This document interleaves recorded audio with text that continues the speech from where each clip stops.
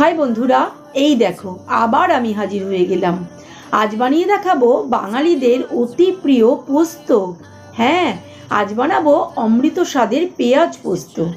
বাড়িতে যেদিন মাছ মাংস সবজি কিছুই থাকবে না সেদিন কিন্তু এই পেঁয়াজ পোস্তর জুড়ি মেলা ভার। এতটাই মন কেড়ে নেওয়া স্বাদের রেসিপি এটা। তাহলে চলো দেরি না করে ঝটপট শুরু করে দিই।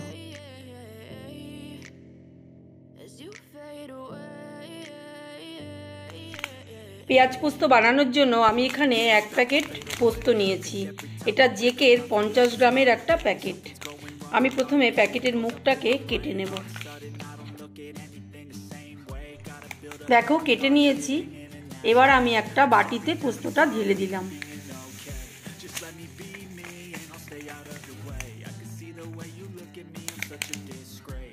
এবার পোস্তটাকে আমি জলে ভিজিয়ে রাখবো 20 মিনিট। আমি এখানে 50 গ্রাম পোস্ত নিয়েছি। তোমরা চাইলে পোস্তর পরিমাণ কমিয়ে বা বাড়িয়ে নিতে পারো। দেখো 20 মিনিট পর আমি পোস্তটাকে ভালো করে ধুয়ে নিয়েছি। এবার আমি মিক্সিতে দিয়ে দেব।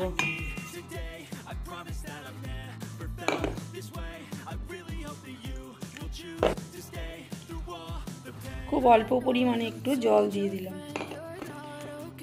এর সাথে দিয়ে দিচ্ছি 3টে কাঁচা লঙ্কা। ঝালটা অবশ্য তোমরা তোমাদের স্বাদ মতো বুঝে দেবে।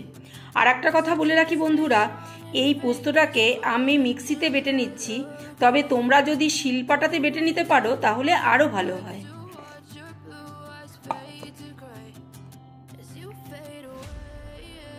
দেখো পোস্তটা কিন্তু আমার বেটে নেওয়া হয়ে গেছে।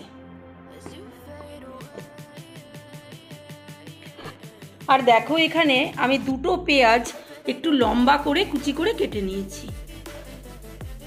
গ্যাসে কড়াই বসিয়ে পরিমাণ মতো সর্ষের তেল দিয়ে দিয়েছি। এটা কিন্তু সর্ষের তেল দিয়ে করলেই কিন্তু বেশি ভালো হয়। এবার দেখো তেলটা গরম হয়ে গেলে আমি এখানে অল্প কালো জিরে ফোড়ন দিয়ে দিচ্ছি।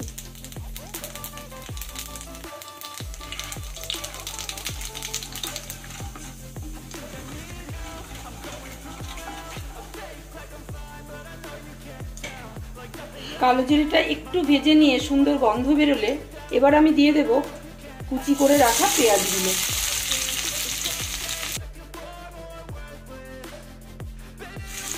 গ্যাসের হিটটা মিডিয়ামে রেখে পেঁয়াজগুলোকে ধীরে ধীরে ভেজে নিতে হবে। এই পেঁয়াজ পোস্ত করা কিন্তু খুবই সহজ, কোনো ঝামেলাই নেই আর খুব ঝটপট হয়ে যায়।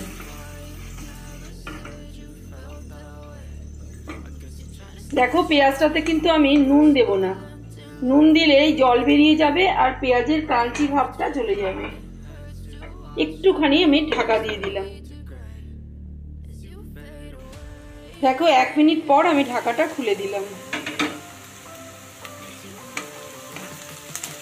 আবারও নেড়ে চেড়ে আমি পেঁয়াজটাকে সুন্দরভাবে ভেজে নেব। অনবরত নাড়তে হবে, নচেত কিন্তু পেঁয়াজটা পুড়ে যেতে পারে। আর পেঁয়াজ পুড়ে গেলে পেঁয়াজ পোস্ত কিন্তু খেতে একদমই ভালো লাগবে না। যেদিন তোমাদের বাড়িতে সবজি থাকবে না সেদিনকে কি রান্না করব না ভেবে পেঁয়াজ পোস্ত করে নেবে, তাহলে দেখবে বাড়ির লোকরা একদম চেটেপুটে খাবে। থালার ভাত একেবারে নিমেষেই শেষ হয়ে যাবে, এত ভালো হয় এটা খেতে। দেখো পেঁয়াজটা কিন্তু অনেকটাই নরম হয়ে এসেছে।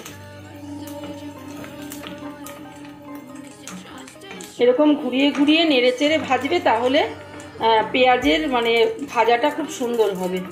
প্রত্যেকটা সাইড একই রকম থাকবে।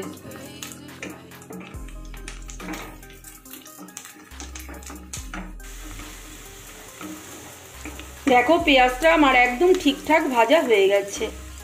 সুন্দর গন্ধ বেরিয়েছে পেঁয়াজ থেকে, জানো বন্ধুরা। আর লাল করে ভাজার দরকার নেই। এবার আমি গ্যাসটাকে একটু কমিয়ে নেব। কমিয়ে এবার আমি বেটে রাখা পোস্তটা দিয়ে দেব। এই দেখো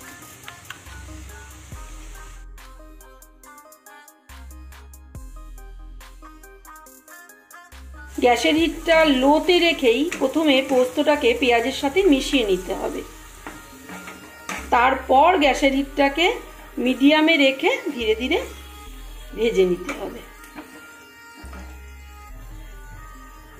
দেখো আমি তো আগে লবণ দিইনি, এইবার আমি লবণ দেব, দিয়ে দিলাম পরিমাণ মতো লবণ, আর দিলাম 1 পিঞ্চ মতো, জাস্ট 1 পিঞ্চ হলুদ। পোস্ততে হলুদের ব্যবহার খুব একটা হয় না, কিন্তু আমি একটু হলুদ দিয়ে দিই, তাহলে রঙটা বেশ ভালো লাগে, একদম সাদা ফ্যাটফ্যাটে হয় না। একদমই 1 পিঞ্চ, আর তোমরা চাইলে নাও দিতে পারো। এবার আর কিচ্ছু না, শুধু ভেজে নিতে হবে।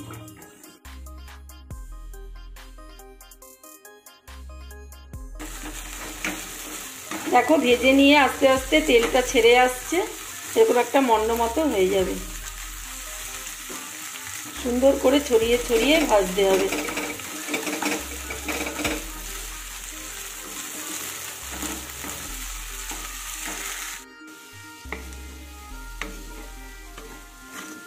এই দেখো বন্ধুরা, কতটা সুন্দর ঝুরঝুরে হয়ে আসছে,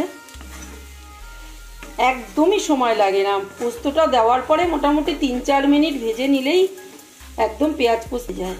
দেখো পেঁয়াজ পোস্তটা কিন্তু আমার হয়ে গেছে। এবার আমি দিয়ে দেব ওপর থেকে কাঁচা লঙ্কা কুচি।